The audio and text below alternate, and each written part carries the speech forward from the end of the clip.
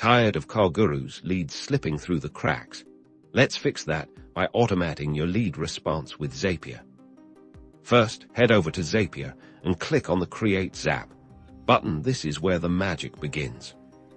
Now search for Cargurus. As your trigger app, choose the New Lead trigger.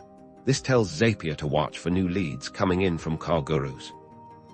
Next, you'll need to connect your Cargurus account.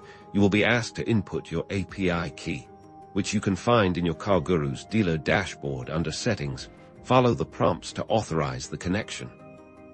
Now, let's choose our action app. I recommend using Gmail so you can quickly respond to leads, but feel free to use any app you want, like Twilio for sending SMS messages. Select Send Email as the action. Connect your Gmail account to Zapier.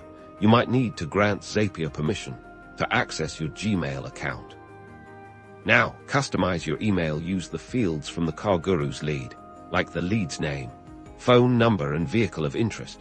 To personalize your response, create a compelling subject line and a message offering assistance. Finally, review your Zap to make sure everything is set up correctly. Then turn your Zap on. Congratulations!